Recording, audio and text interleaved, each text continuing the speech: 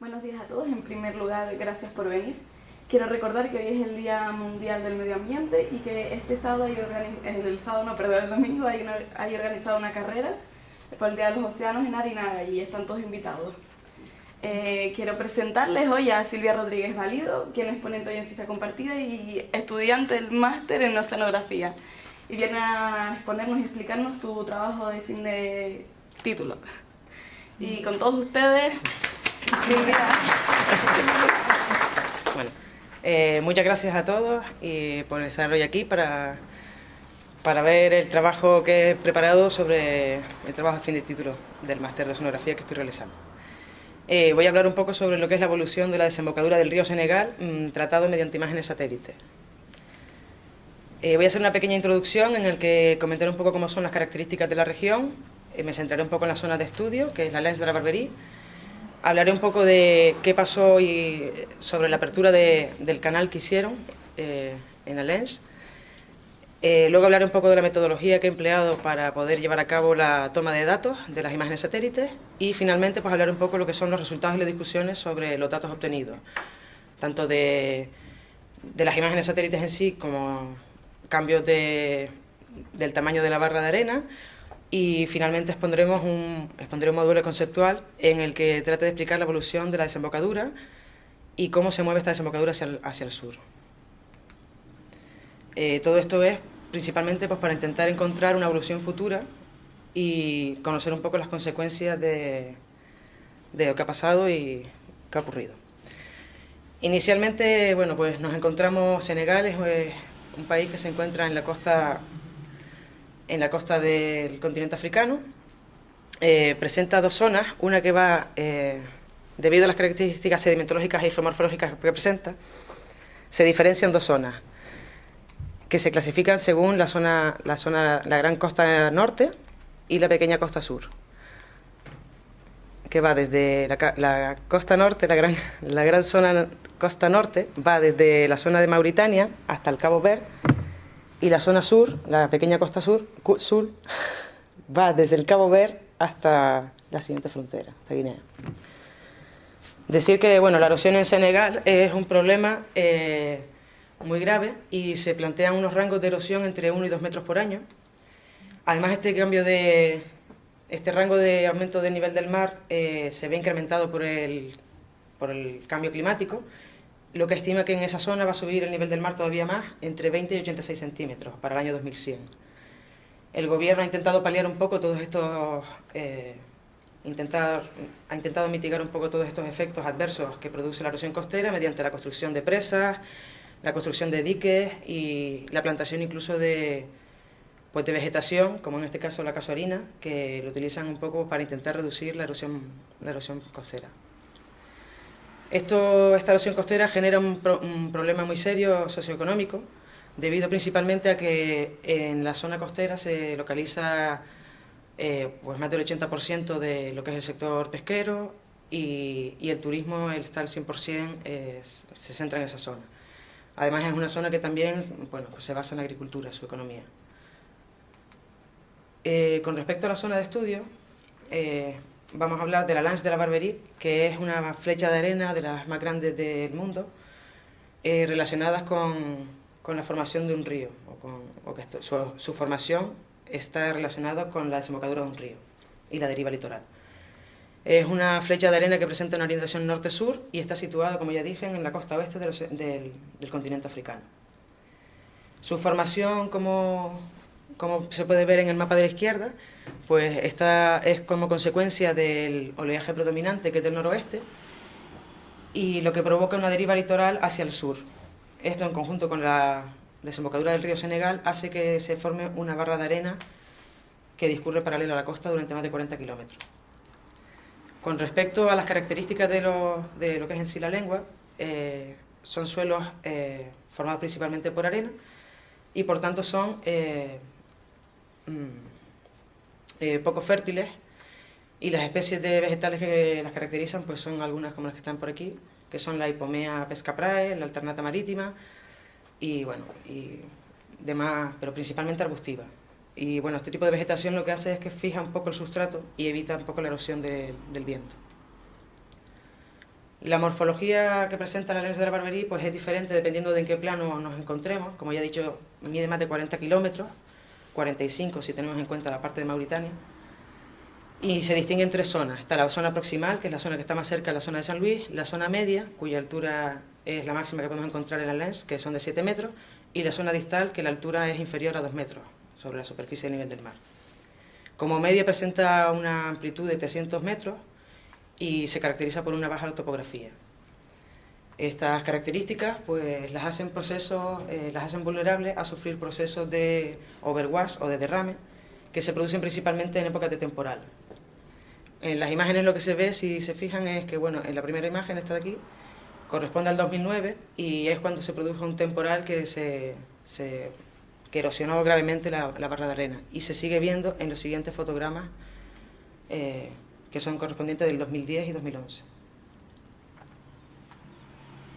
Los overwash lo que dan lugar son a la formación de collapsed washover fan, y son, bueno, que es cuando llega el temporal, la época de temporal, se mete el agua y produce erosiones en la barrera que llegan incluso a atravesar a la zona del río e incluso pueden provocar la rotura del mismo, la rotura de la barrera. Con respecto a la morfología que presenta, pues la zona que da al Atlántico es muy estrecha y es muy rectilínea, debido principalmente a la acción del oleaje, mientras que la zona del río, debido principalmente a los procesos de overwash, pues es irregular y más recortada. Para conocer un poco la evolución de este sistema hay que tener en cuenta el oleaje predominante, el viento y la época de lluvias, ¿no? La lluvia. Con respecto al oleaje, pues se trata de una zona microtidal que está caracterizada por un viento dominante del noroeste durante casi todo el año, con alturas de olas de metros entre 1 y 1,6 y periodos entre 11 y 15 segundos. Entre julio y octubre, principalmente, el oleaje cambia al suroeste y con periodos un poco más cortos. Como ya comenté antes, lo que ocurre es que el oleaje incidente del noroeste incide oblicuamente sobre la línea de costa, lo que provoca una deriva litoral hacia el sur. Con respecto al clima, nos encontramos en la zona de Senegal, principalmente la zona de San Luis, se encuentra en la zona biogeográfica del Sahel y por tanto presenta un clima tropical. Se distinguen claramente dos estaciones, una época seca en la que va de junio a noviembre, en la que los vientos predominantes son del norte y del noreste, y una época húmeda que es entre julio y octubre, que está muy influenciado por la presencia del anticiclón Santa Elena. Con respecto al otro factor determinante, que era el río, pues hay que tener en cuenta que el río Senegal es el segundo río más largo del oeste de África. Su longitud es superior o aproximadamente 1.800 kilómetros y presenta una cuenca hídrica muy amplia, que se puede apreciar en esta mapa de aquí, en contorno grisáceo. Este río nace en Mali, atraviesa Guinea y finalmente hace de frontera entre Mauritania y Senegal hasta desembocar en el océano Atlántico. Y se forma principalmente por la confluencia de tres ríos, el río Bafin, el Bakoye y el Famile. Con respecto al caudal del río, pues depende un poco también de lo que son las épocas de lluvia o el flujo del río. Va a depender de las épocas de lluvia y que a su vez pues dependerán y varían mucho si nos encontramos en época seca o en época húmeda. Esta estacionalidad ha cambiado, esta marcada estacionalidad en que se veía antes muy claramente en la barrera, ha tenido cambios producidos principalmente por la construcción de dos presas a lo largo del río. Una es Manantalí, situada aguas arriba en Mali, y fue finalizada en 1988, y la función principal que cumple esta presa es la de producir energía hidroeléctrica. La otra presa que tenemos en la zona, que limita un poco el caudal del río, aunque no está preparada para eso, es la de Diamadán, situada a unos 30 kilómetros al norte de la ciudad de San Luis, y fue terminada en 1986. Principalmente la presa de Diama es para controlar un poco el rango mareal, que que anteriormente subía más de 200 kilómetros costa arriba.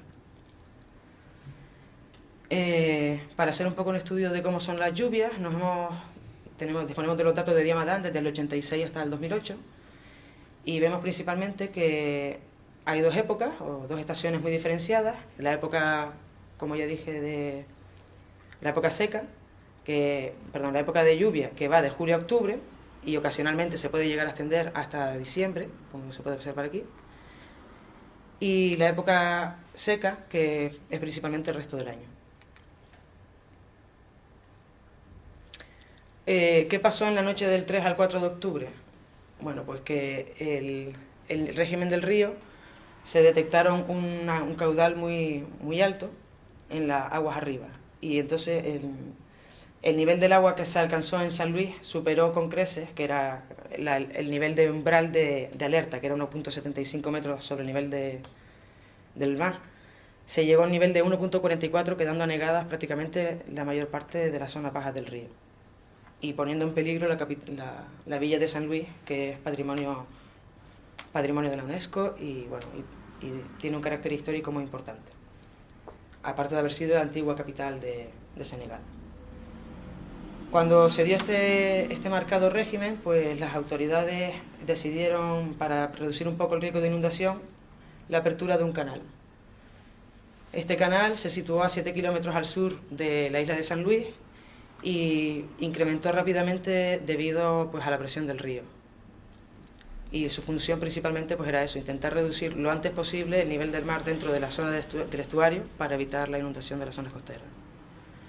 La presión del río hizo que este canal abierto inicialmente, que medía 4 metros, en solo 2 días alcanzara 80 metros de ancho y en 3 semanas midiera más de 330 metros. Esto es debido principalmente a los cambios que... Bueno, esto ha tenido como consecuencia unos cambios muy importantes morfológicos en la zona, y además a una velocidad muy rápida. Además, debido a esta nueva apertura que se realizó en el 2003, la antigua desembocadura, en la cual vemos una imagen de detalle aquí, aquí tenemos la Lens de la Barberie, aquí está la nueva desembocadura y aquí estaba la antigua desembocadura. Bueno, pues en menos de 3 años, en el 2006, ya esa desembocadura antigua se había cerrado, como consecuencia principalmente, pues, de que ya no estaba llegando, ya el calor del río no rompía la barrera, ¿no? Esta amplitud se redujo de 500 metros en el 2003 a 320 en 2004 y solamente 5 metros en 2005, llegando a cerrarse por completo en 2006. Esto representa una velocidad de cierre de 150 metros año. El objetivo que tiene este trabajo principalmente, pues, es estudiar los cambios evolutivos que han habido, morfodinámicos que han habido en el sistema, y ver cómo ha sido el comportamiento del sistema desde que se abrió el canal hasta nuestros días, con el fin de estimar una evolución futura.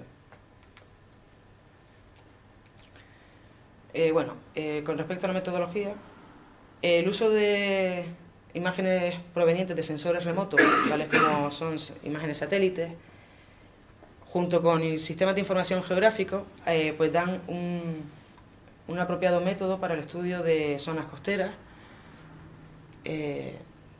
porque permiten obtener una imagen sinóptica, es decir, instantánea, de un área muy extensa, pudiendo conseguir así ahorrarnos trabajos costosos de campo y que siempre son más latosos. Las imágenes obtenidas para este trabajo se obtuvieron a partir de la base de datos de USA Geological Survey. Están georreferenciadas respecto al geoide WGS 84, definidas en el sistema de proyección de coordenadas UTM, y corresponden al cuadrante 28 norte, a la zona 28 norte. Para llevar a cabo la digitación de las áreas, se seleccionó una zona, o se delimitó un área dentro de la Lens de la Barberie, donde se engloban los procesos de la ruptura inicial del canal, la apertura inicial y la evolución de la desembocadura durante todo este periodo. Estos datos se digitalizaron mediante el programa de digitalización o de sistemas de información geográfica ARGIS 9.3. Para llevar a cabo este estudio se digitalizaron un total de 39 imágenes, en las que aquí debajo pongo unos ejemplos de cómo ha sido la evolución de la Lens de la Barberie en la digitalización, desde el 2003 hasta el 2014. De estas líneas que se hicieron, de estas digitalizaciones, pues se obtuvieron diferentes parámetros interesantes, como son, por ejemplo, el área, el perímetro, la distancia que había entre la desembocadura, y también se tuvo en cuenta incluso la formación de islas debido a la disgregación de la zona de la barra sur, de la zona sur, o incluso la aparición de nuevos bancos de arena que aparecían, también se tuvieron en cuenta y fueron digitalizados.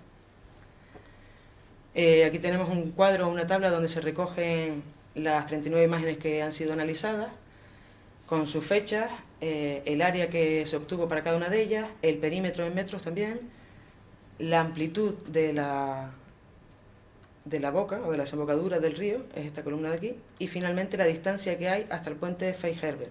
Esta distancia se midió desde el puente Fairhaven, que es el puente que está en la isla de San Luis, que es la isla de San Luis con la isla de Sor, que es la isla otra isla continental, hasta la zona de la desembocadura, para ver un poco cómo era la migración de la brecha. De las 39 imágenes seleccionadas, 18 imágenes corresponden al periodo de lluvias y 21 al periodo seco. En la selección de las imágenes se tuvo en cuenta un poco la estacionalidad para intentar ver cómo afectaban los cambios de estaciones a la desembocadura del río. Bueno, ahora vamos a hablar un poco de los resultados que se obtuvieron. Bueno, pues con respecto a los cambios en área, inicialmente se calculó el área teniendo en cuenta el total, es decir, la zona norte, la zona sur, la formación de los bancos de arena y las islas, ¿no? Y bueno, se ha calculado esa tendencia o el área total desde noviembre del 2006 hasta el 2014 y bueno, aquí aparece representado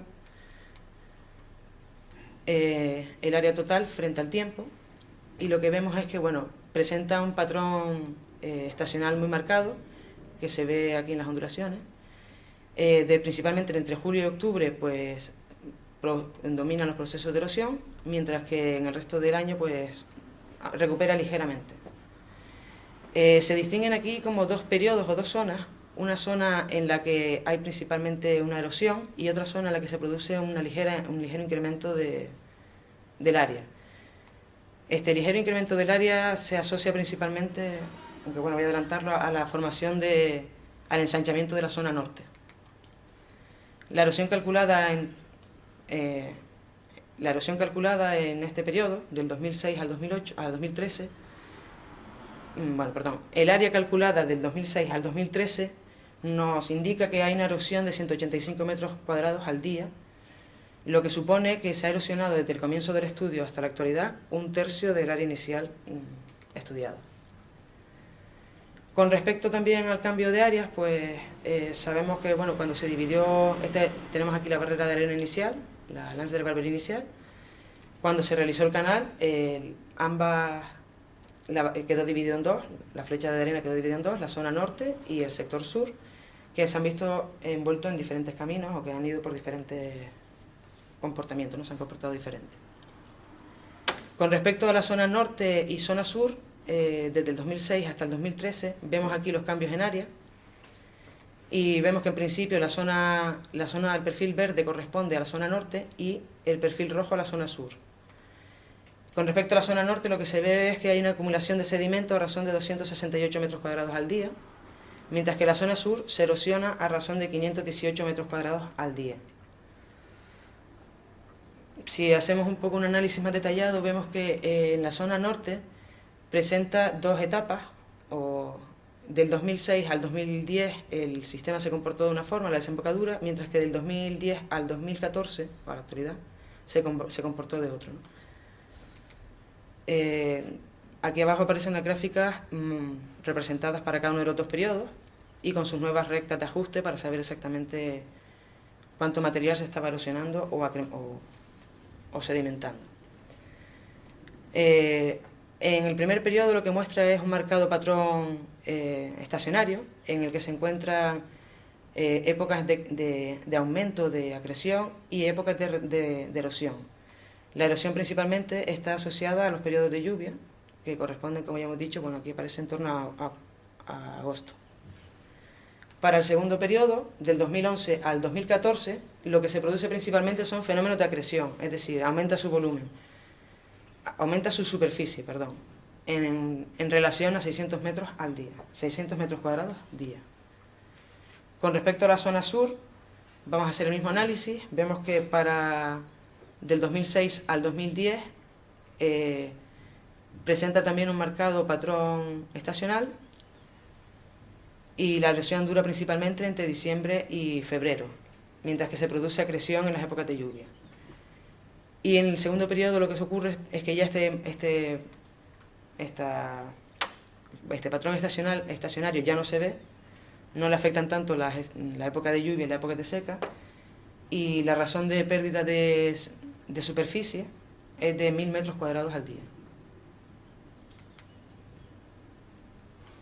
Del 2006 al 2014, la pérdida de área total, teniendo en cuenta este perfil, sería de 520 metros cuadrados al día.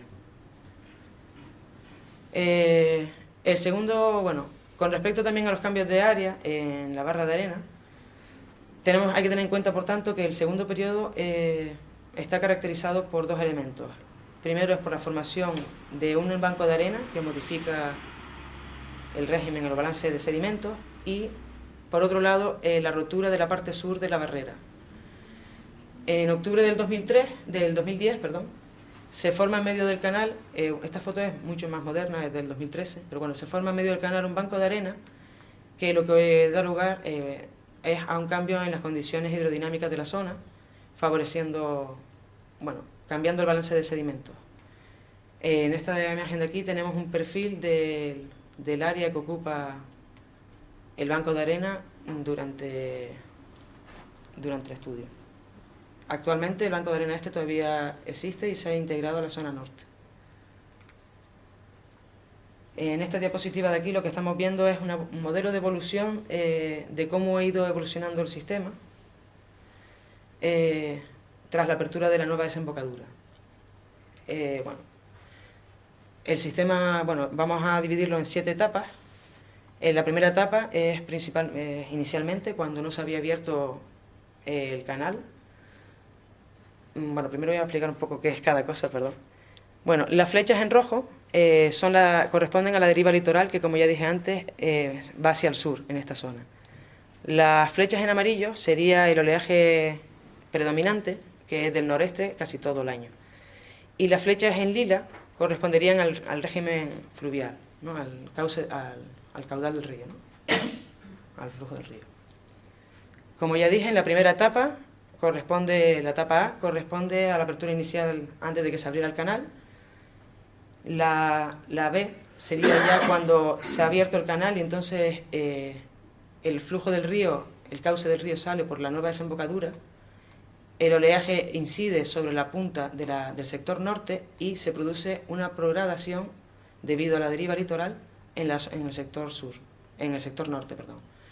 En el 2006, que es cuando corresponde esta digitalización, ya la zona de la desembocadura se había cerrado por completo. En la siguiente etapa, en la etapa C, empieza la formación de un banco de arena en el centro del canal que va a cambiar las condiciones hidrodinámicas de la zona, haciendo que parte del agua del río fluya por la parte norte del banco de arena y otra parte por la zona sur. El caudal que discurre por la parte norte es mucho menor que que la sur. El oleaje sigue incidiendo sobre la cara externa de la parte sur de la barrera, lo que la va debilitando. Y pasamos a la siguiente estación. En la siguiente etapa, lo que ocurre es que ya en esta etapa de aquí, el río ya prácticamente pasa en su totalidad por esta zona, se acentúa mucho más en la zona de la punta sur de la brecha el oleaje, lo que provoca que se inclinen y sigue erosionándose la cara externa, ¿no? Debido principalmente a este oleaje incidente en la punta, pues se fractura en el 2011, esa punta se ha fracturado y ha dado lugar a la formación de una nueva isla. El banco de arena vemos cómo sigue creciendo y poco a poco se está anexionando a la zona norte de la brecha. En la siguiente etapa, lo que estamos viendo es que bueno, el oleaje sigue trabajando y sigue rompiendo y fracturando la zona sur, debilitándola, y lo que va haciendo que cada vez la desembocadura aumente en tamaño. Este aumento de la desembocadura hace que, bueno, que la deriva litoral hacia el sur se vea muy debilitada y apenas lleguen ya sedimentos a la zona norte, a la zona sur, perdón, lo que va haciendo que retroceda rápidamente en el tiempo. De hecho, entre el fotograma, entre la etapa F y la G, han pasado solo apenas 2 años, no llega. Para ver un poco cómo son los cambios también en la amplitud de la arena, con el fin de cuantificar la vulnerabilidad de la misma ante la erosión, se realizaron 11 perfiles normales a la barrera y que estaban separados entre sí una distancia de 1 kilómetro. Aquí tenemos lo que sería la digitalización de la barrera, y estos son, cada línea corresponde a los perfiles realizados, en los cuales se midió la amplitud en cada fotograma de la barrera. Cada perfil aparece reflejado en la parte derecha, entonces tenemos aquí arriba lo que sería la amplitud en metros y el tiempo. Las barras que aparecen en colores claritos representan a las épocas de lluvia, mientras que las zonas en blanco corresponderían a las épocas secas. Bueno, en general lo que se ve es que principalmente, para comentar un poco lo que son los perfiles, es que bueno, en el perfil número 1 se produce principalmente, este de aquí, acumulación, tiene una tendencia a la acumulación. Esto es principalmente porque se encuentra en la zona superior de la desembocadura, antes de la desembocadura, mucho antes, a unos 2 kilómetros, y no está afectado por los procesos de erosión que están teniendo en cuenta, que están produciéndose en la zona de la desembocadura. Y es una zona que se alimenta debido a la deriva litoral que viene desde la parte desde Mauritania, llega hasta la zona de Senegal. El perfil 2 está próximo a la apertura del canal y su incremento en área a final de la etapa de estudio es debido principalmente a la formación del banco de arena y de ganchos que aparecen en la zona norte que aumentan el área de la misma. El perfil 4, que sería este de aquí, presenta una alta variabilidad, que bueno, esta alta variabilidad viene principalmente reflejada por la inclinación de la zona sur, principalmente en esta parte de aquí, en esta época. Lo que se refiere al perfil 5, 6, 7 y 8, muestran un poco cómo ha sido la evolución, que serían estos de aquí, cómo ha sido la evolución y la migración hacia el sur de la desembocadura y cómo va erosionándose la cara externa de la barrera, y se van produciendo procesos de fractura, como por ejemplo el que se contempla aquí, donde se fracturó la zona sur de la barrera a finales del periodo. En los perfiles 10 y 11, en general lo que muestra, bueno, pues es una tendencia positiva, debido principalmente, muestra principalmente una tendencia positiva debido a que el material que se está erosionando en la punta, se va acumulando inicialmente en la zona más al sur de la barrera, de la desembocadura, aumentando ligeramente su amplitud con el tiempo. Bueno, la gráfica que está en la parte inferior corresponde que no lo comenté antes, corresponde al caudal del río, y son las barras con las que hemos utilizado para saber cuándo correspondía a época seca y época de lluvia. A raíz de todos estos datos se expone un modelo conceptual que explica un poco la evolución de la nueva desembocadura desde el 2003 hasta el 2014. Bueno, aquí tenemos lo que sería la distancia de la desembocadura entre la parte norte y la parte sur, y vemos que se distingue con respecto al tiempo. Se distinguen 3 periodos. Un primer periodo, donde tenemos unos cambios que son, bueno, el periodo inicial corresponde a la apertura inicial del canal, donde vemos que la zona norte y la zona sur se erosionan, aunque sí es verdad que en la zona sur se erosiona a mayor velocidad que la zona norte, o en mayor cantidad. Luego pasamos a un segundo periodo, a una segunda etapa que está marcada muy fuertemente por la estacionalidad, en la que vemos que en general ambas partes siguen erosionándose, pero el perfil muestra pues tendencias de acumular y de perder dependiendo de la época del margen en el que nos encontremos. En la época de lluvias, la zona norte tiende a haber un ligero aumento en su área, mientras que la zona sur se erosiona. Esto es principalmente debido a que la barrera hidráulica del río no permite que la deriva litoral transporte sedimentos hacia la zona sur, o impide o perturba este transporte, lo que hace que se produzca una erosión en la zona sur. Y bueno, el tercer periodo ya correspondería a cuando se forma ya el banco de arena, ya la apertura del canal es muy amplia y entonces lo que ocurre es que ya directamente apenas llegan sedimentos a la zona sur, debido principalmente, como ya he dicho, al entorpecimiento de la deriva litoral. En este periodo la erosión es muy marcada, principalmente para la zona sur, aunque la zona norte también se erosiona.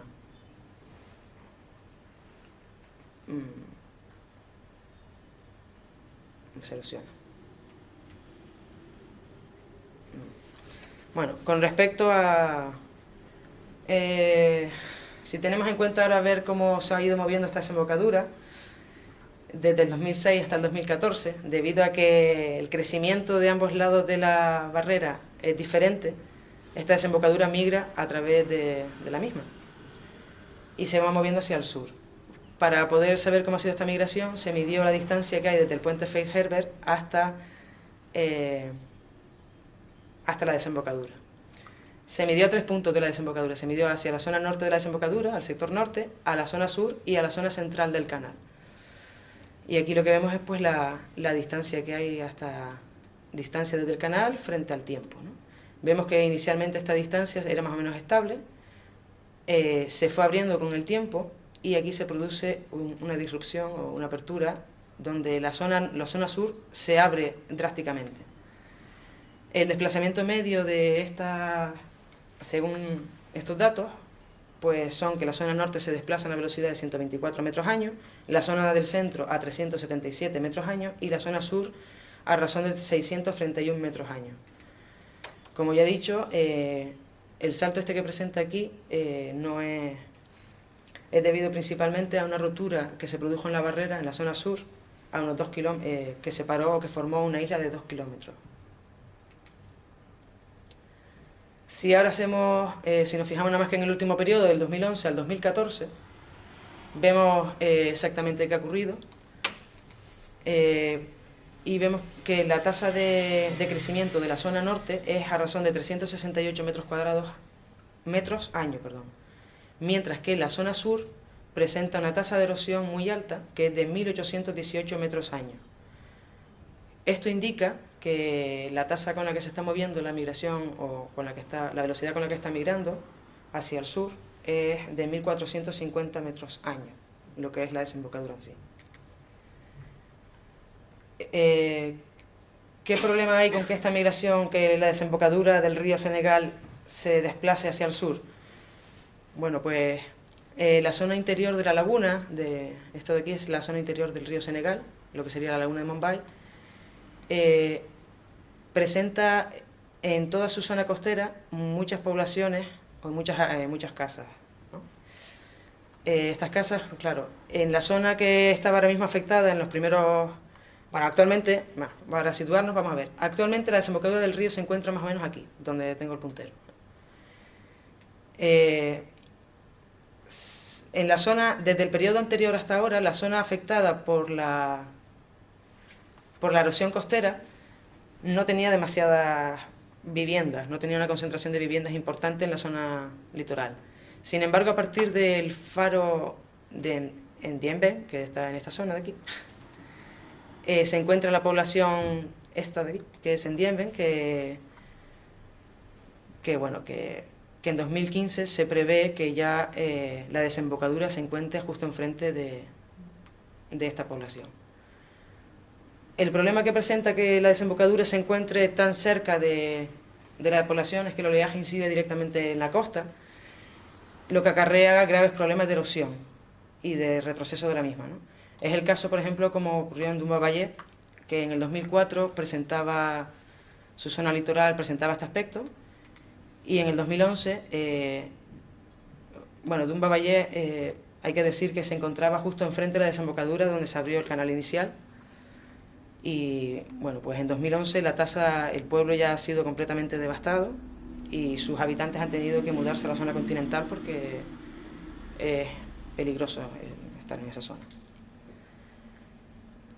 Teniendo en cuenta cómo ha sido la tasa de retroceso que hemos calculado para el último periodo, del 2006 al el último periodo, obtuvimos una tasa de retroceso de 1,8 kilómetros al año. Si hacemos esta tasa de erosión, si la vamos trasladando en el tiempo sobre la barrera, vemos cómo se va desplazando y en el 2015 la desembocadura se encontrará aquí, en el 2016 aquí, 2017, 2018, 2019, 20, Esto supone que en un plazo de menos de 9 años la Lands de la Barbería habrá desaparecido por completo.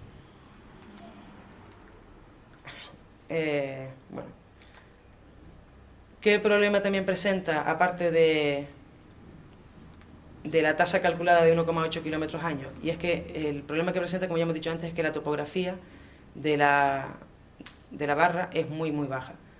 Esta imagen corresponde a una foto sacada desde la zona del faro, que se encuentra aquí, y bueno, donde se muestra claramente que el mar en cualquier momento puede romper la barrera por procesos de washover, como dijimos antes, mediante en temporal, ¿no? Durante épocas de temporal. Analizando un poco cómo es la barrera, hay 3 puntos donde presentan unas características que las hacen muy vulnerables a este tipo de procesos. Por tanto, la tasa calculada anteriormente de 9 años puede verse gravemente afectada y que se produzca mucho antes esta pérdida de la Lands de la Barbería. Y muchas gracias por su atención.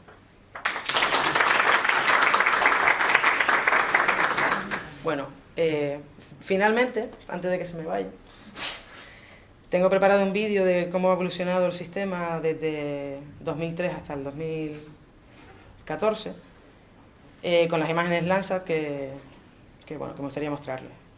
Es un vídeo rapidito que dura 2 minutos, en donde he hecho un montaje de todas las imágenes.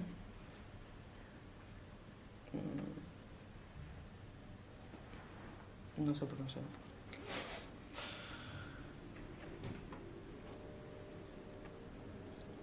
Bueno, pues mira, vale.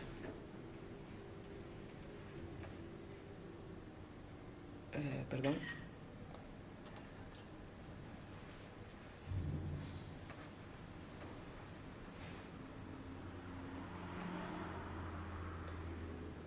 Bueno, aquí vamos a ver ahora entonces la secuencia de imágenes. Empieza en el 2003.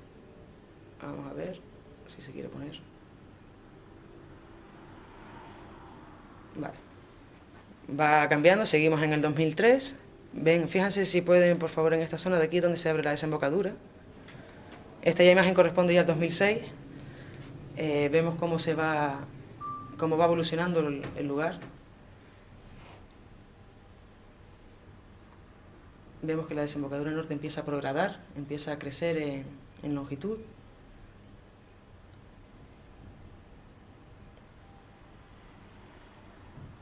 Esta imagen corresponde al 2007. La zona norte sigue creciendo. El oleaje que incide en la punta, vemos cómo va girando o va inclinando la desembocadura sur, haciéndola cada vez más estrecha y ayudándola a romperse. La zona norte sigue progradando.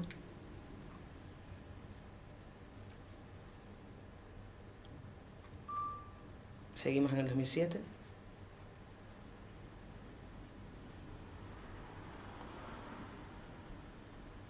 Aquí ya empezamos en el 2008. Aquí es cuando aparece el banco de arena que modifica todas las condiciones hidrodinámicas y da lugar a la formación de las 2 etapas que dijimos antes, ¿no?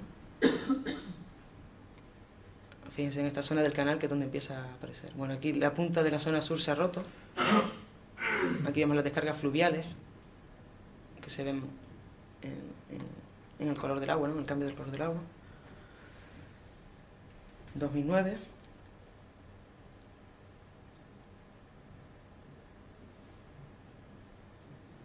Vemos que durante todo este tiempo, más o menos, la desembocadura se mantiene a una distancia estable, relativamente, donde crecen ambos lados y decrecen dependiendo de la época del año.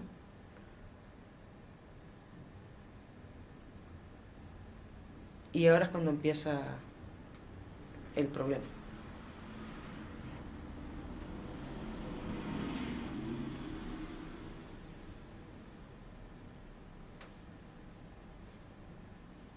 Nos encontramos ahora mismo en el 2010. Aquí empieza ya a verse un poco lo que son el banco de arena emergido. Ahí se ha erosionado, pero sin embargo vuelve a aparecer. Y cada vez va ganando más en amplitud y en área. La zona norte empieza a formar ganchos que aumentan su área y su superficie rápidamente, impidiendo que la deriva litoral transporte sedimentos hacia la zona sur. Y vean también cómo la parte externa cada vez se va haciendo más estrecha, lo que favorece los procesos de ruptura que vimos anteriormente.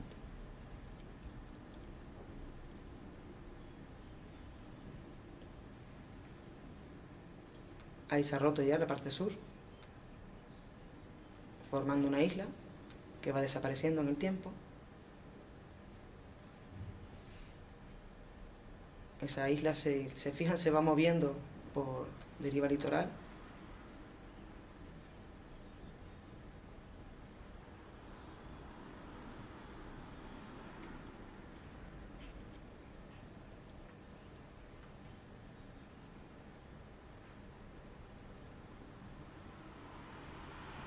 Ya el fragmento de isla ya ha desaparecido por completo, ¿no? Y aquí en la zona norte, fíjense cómo sigue aumentando el área y siguen apareciendo ganchos, que lo que hacen es, pues, aumentan el área, como ya he dicho, y disminuyen la deriva litoral hacia el sur. Pues ya está. Ahora sí.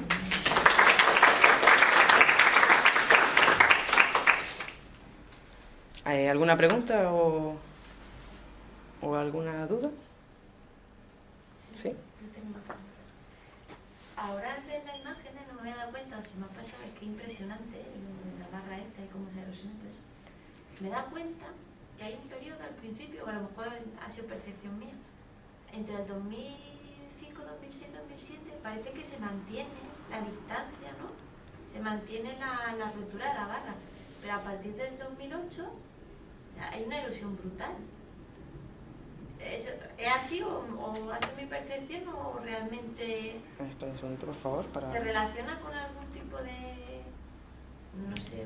Vamos a ver, inicialmente cuando el canal tenía unas dimensiones pequeñas, por decirlo de una forma, unas dimensiones determinadas, estaba muy afectado por la época estacional y entonces, bueno, sí es verdad que sufría unas fluctuaciones. Luego, a partir de un momento determinado, en el 2010 es cuando emerge el banco de arena, pero es que ya anteriormente ya estaba trabajando allí los sedimentos se estaban modificando, ¿no? Espérate, perdón. Voy a poner un momentito a ver exactamente... Bueno, ¿te refieres al periodo del 2008, me dijiste?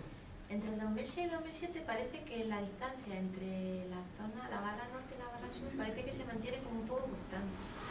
Y a partir del 2008 en adelante hay una separación cada vez más espectacular. Entonces, no sé si está relacionado con que el río descarga más agua, hay mayor intensidad en los oleajes, la regulación por las presas o... Claro, eso vendría explicado un poco...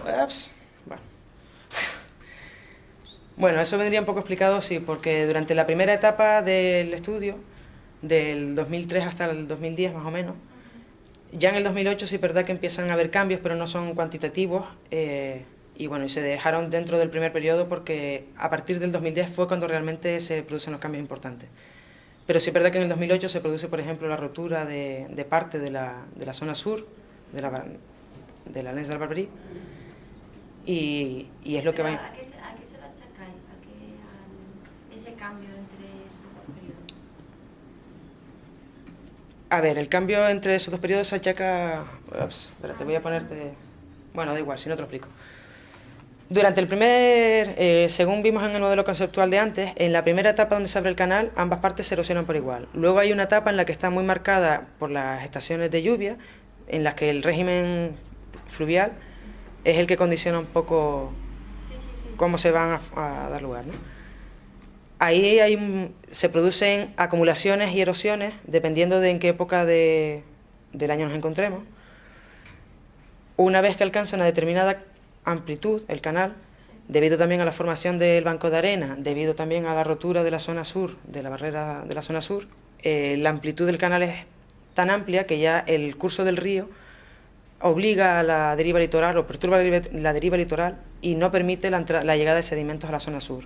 Entonces el desencadenante de la mayor erosión es la determina la amplitud la distancia entre la barra norte y la barra sur. Hombre, es un factor fundamental, sí. Y luego también, bueno, hay que tener en cuenta muchos factores, como ya dije antes, hay que tener en cuenta el oleaje incidente, el río, y también hay que tener en cuenta la climatología, lo que es el régimen de lluvia. Entonces, bueno, durante la última etapa ya lo que domina principalmente son los procesos de deriva litoral y la acción del oleaje. ¿Y en la regulación de los ríos? Eso en la zona norte. ¿Se ha visto que ha afectado ¿Perdón? ¿El qué? los embalses?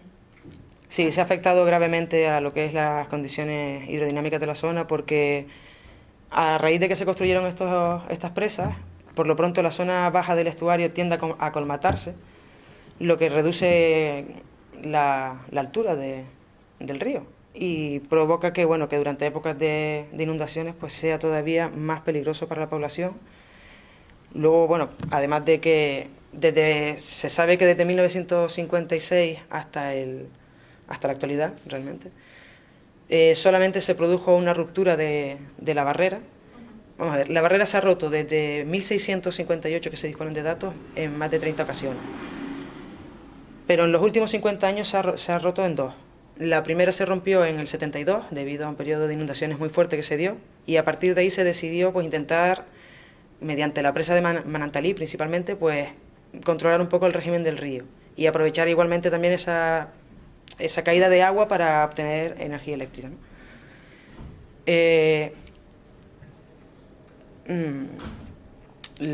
Se me ha ido un poco.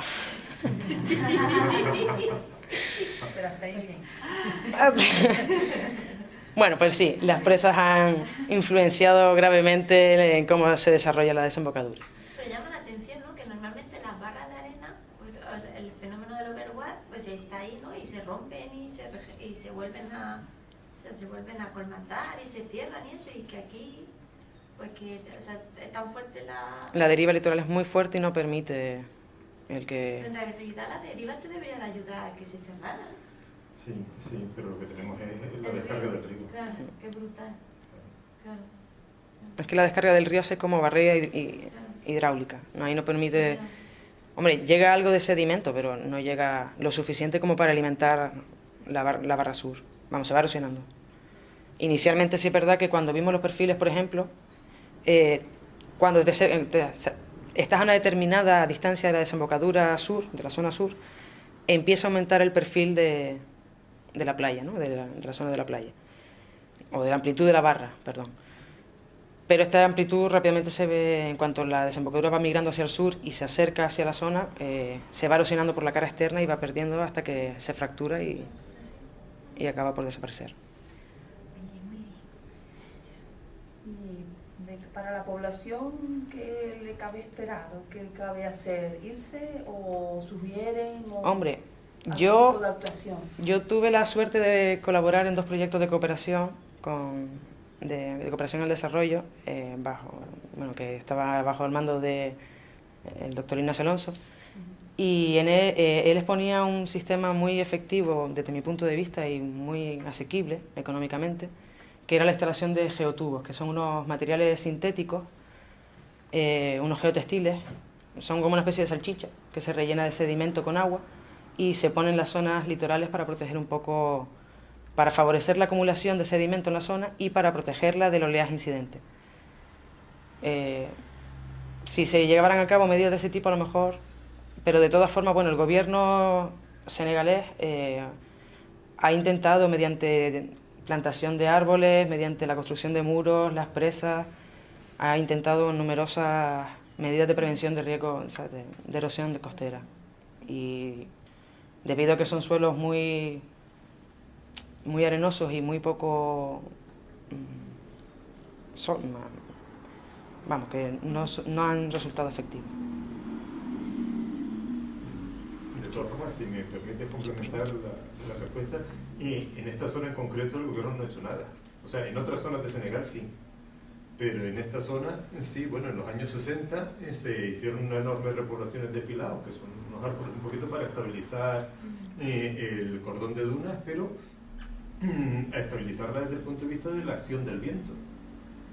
Pero una vez que se ha hecho la rotura, bueno, como comentó Silvia, una pequeña población de Dondo Valle tuvieron que completamente desalojar porque el mar se comía las casas literalmente, y en vista de que la erosión iba a ir avanzando hacia el sur, pues el gobierno lo único que se les ocurrió fue, apareció un día por allí el ministro de Medio Ambiente con 3 camiones llenos de neumáticos y poner los neumáticos atados unos a otros con cadenas y así, llenaron a lo largo prácticamente de 400 metros de largo, llenos de ruedas atadas unas con otras con cadenas, como una forma de defensa ante la inminente erosión, ¿no? Bueno, eso puede funcionar, pero a ver, la efectividad de ese tipo de medidas es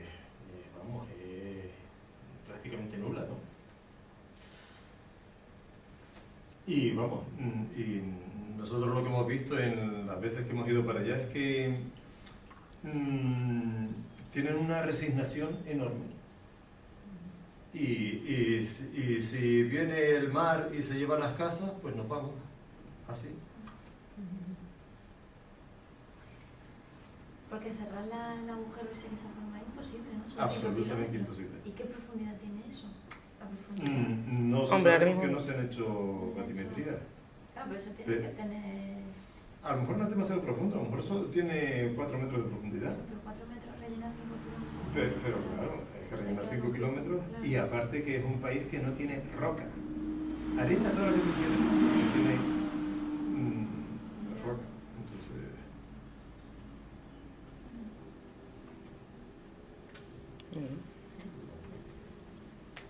¿Alguna cuestión más? Pues muchas gracias. Pues muchas gracias.